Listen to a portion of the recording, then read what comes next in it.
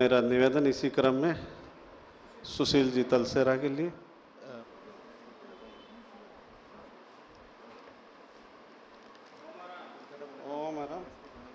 जय जिनेन्द्र। सर्वप्रथम परम आराध्य चरम परम तीर्थंकर आचार्य महावीर सुमन भगवान श्री महावीर स्वामी के चरणों में कोटि से वंदन करने के तत्पश्चात तेरा पंथ के पुरोधा आचार्य भिक्षु स्वामी के चरणों में कोटि से नमन वंदन।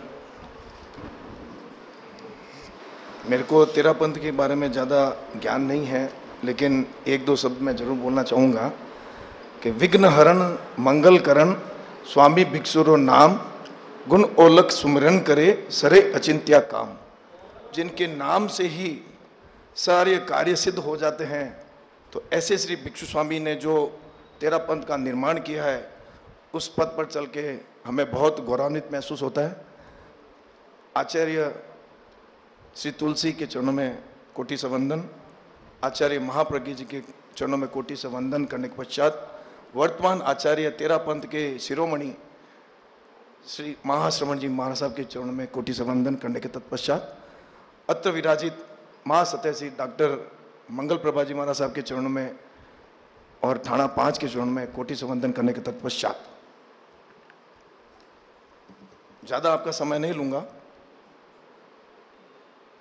ವೇದಿಕೆ ಮೇಲೆ ಆಸೀತಕ್ಕಂಥ ಎಲ್ಲ ಗಣ್ಯಮಾನ್ಯರೇ, ನಮ್ಮ DCP ಸಾಹೇಬ್ರೆ, ಶ್ರೀ ಕೆ ರಾಮಚಂದ್ರ ಗೌಡ ಅವರೇ, ಮತ್ತು ACP ಸಾಹೇಬ್ರೆ ಅಜಯ್ ಸರ್ ಗೌಡ ಅವರೇ, डॉक्टर साहब ಅವರೇ, ಮತ್ತು तेरा पंथ समाज के एक रत्न जिन्होंने हमें यहाँ आमंत्रित किया है, ये मंच दिया है और बोलने का जो सरोकार हुआ है हमारा महाश्रमण के चरणों में, श्री राजेश जी चावट का बहुत बहुत धन्यवाद और आभार व्यक्त करता हूँ।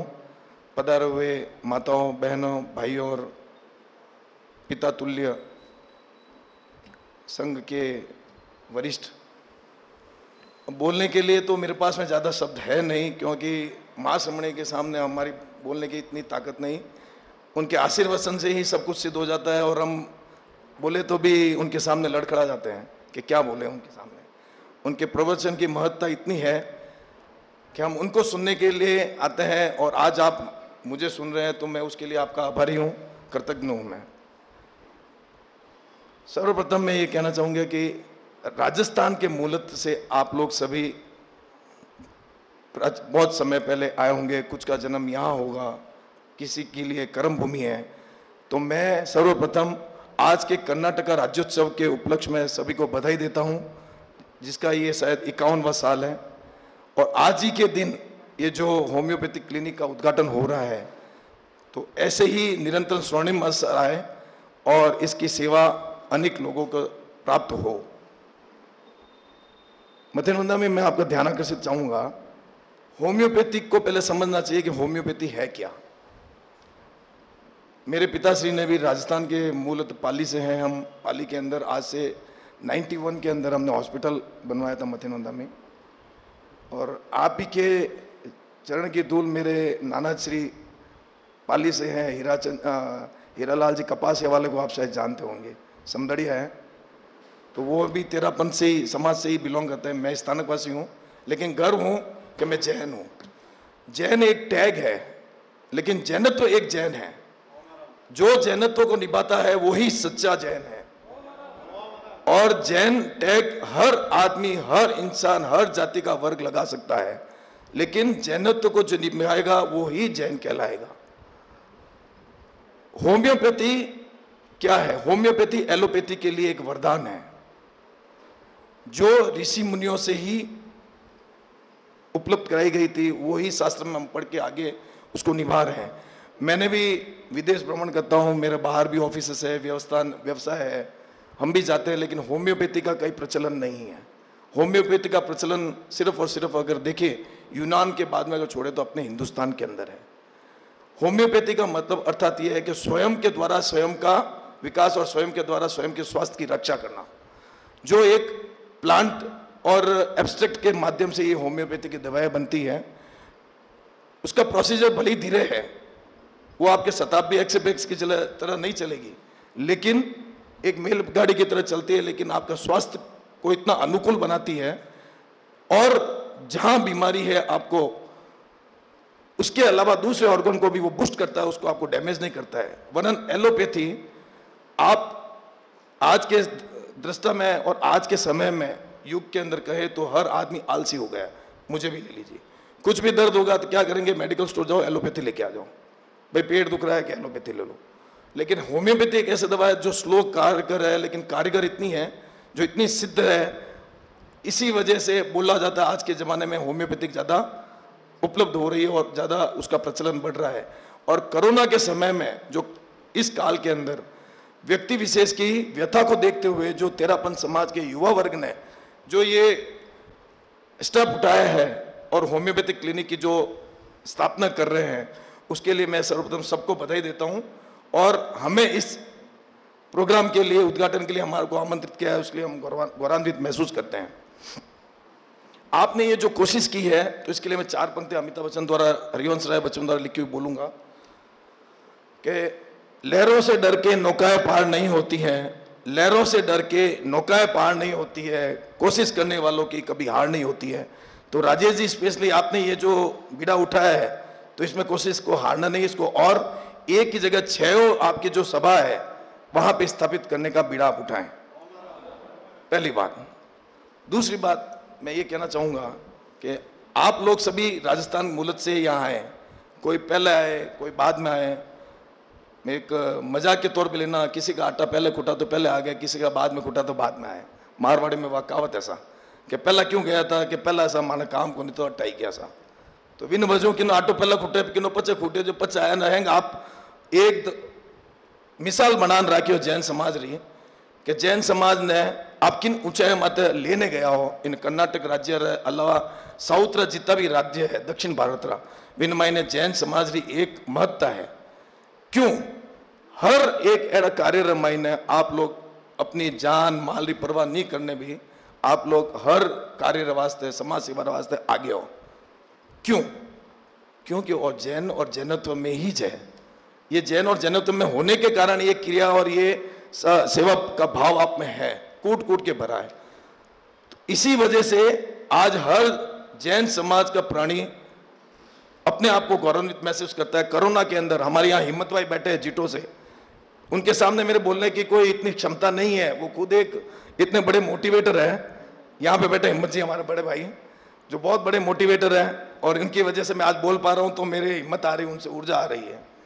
तो वो आपके एक तेरापंथ समाज के एक बहुत बड़े रत्न है, तो उनके मैं तारीफ करूँ जितना ही कम है। तो जीटो के अंदर जो अभी कोरोना के टाइम में जो लोग सेवा के लिए अपनी जान माल की परवाह किए बिना बरोबर लगभग 60 दिन तक, हिम्मत जी शायद मैं सही कह रहा हूँ, 60 दिन तक निरंतर दिन रात जो कार्य करके जो अन्न दान किया है, शायद ही ऐसा कोई समाज आगे आया होगा।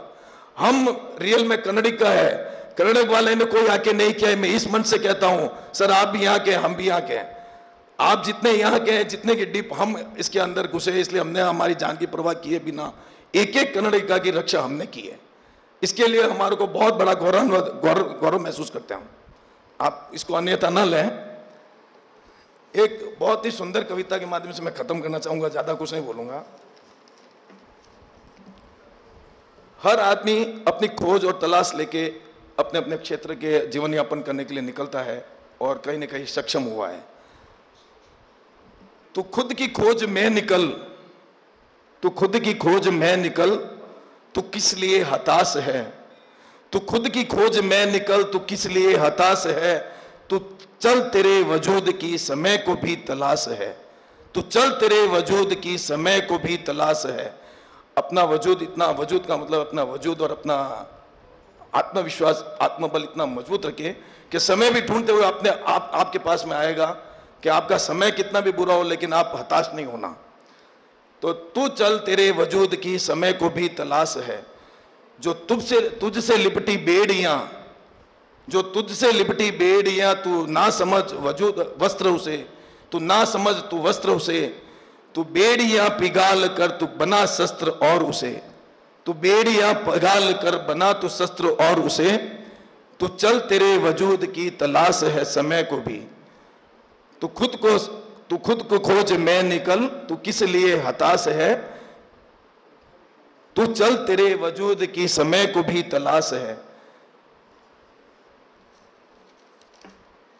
चरित्र जब पवित्र है, चरित्र का मतलब है जिसका चरित्र पवित्र है तो उसको कोई किसी से डर नहीं, चाहे समय ऊपर आए नीचे आए कोई नहीं। चरित्र जब पवित्र है तो तू क्यों ये है दशा तेरी। चरित्र जब अगर पवित्र है तो अपने आप को नीचा नहीं समझना, तो अपना चरित्र अपनी दशा नहीं बिगाड़ना, अपने हाथ में ही है। चरित्र जब पवित्र है तो क्यों है ये दशा तेरी, तू खुद के खोज मैं निकल, तू क्यों तू है हताश, तू खुद क्यों खोज मैं निकल, तू क्यों है तू हताश। ये पापियों को हक नहीं, ये पापियों को हक नहीं कि ले परीक्षा तेरी, ये पापियों को हक नहीं कि ले परीक्षा तेरी, तू खुद की खोज मैं निकल, तू खुद की खोज मैं निकल। मैं ये लंबी कविता है लेकिन ज़्यादा नहीं बोल सकता क्योंकि आपके समय की भी मर्यादा है। इसी मन से मैं एक और आपको आह्वान करना चाहता हूँ। मथिन वंदमी, आपका अगर आशीर्वाद हो तो 1-2 मिनट का समय लूँगा। सेवा के कार्य में आप सब आगे हैं, सब तत्पर है, सब कुछ है, लेकिन मैं ये भी चाहता हूँ कि पॉलिटिकल प्लेटफॉर्म में भी आप लोग आगे बढ़ें। आज मैं गौरवान्वित मैसेज करता हूँ कि आपका ही भाई आज एक गेस्ट बन के आपने मेरे को आमंत्रित किया है, तो मेरे को बहुत गौरवान्वित महसूस करता है कि मैं इसको इस लायक आपने समझा। तो मैं ये चाहता हूँ मेरे जैसे और युवा वर्ग आगे आए और राजनीतिक क्षेत्र में भी अपना पदार्पण करें। ऐसे बहुत से युवा वर्ग है, तेरापंथ समाज में भी, स्थानकवासी समाज में भी, मंदिरवासी समाज में भी, इतनी संस्थाओं के अंदर है, तो उनको स्पीच के लिए आप रेडी करें और उनको आगे लाएं। अच्छे वक्ता हैं, अच्छे वक्ता और बन सकते हैं, जिसको आज की भाजपा की को टीम के अंदर सबको जरूरत है। तो मैं चाहता हूं कि सेवा के साथ साथ में आप राजनीति का कार्य भी करें। हम हर क्षेत्र के अंदर आगे, अपना हाथ कभी भी ऐसा रहता है, कभी ऐसा नहीं रहा है, तो क्यों ना अपना हाथ ऐसे रखते हुए भी उसके अंदर भी अपन आगे आए और समाज, घर, परिवार, अड़ोस पड़ोस और अपने यहाँ पे कार्य करने वाले व्यक्तियों की तो अपन सेवा करते हैं। हम चाहते हैं इस राज्य और देश की भी आप सेवा करें। इन्हीं मंगल भावनाओं के साथ ओम अरहम, जय जिनेंद्र, जय भारत, जय कर्नाटका, जय वंदे मातरम।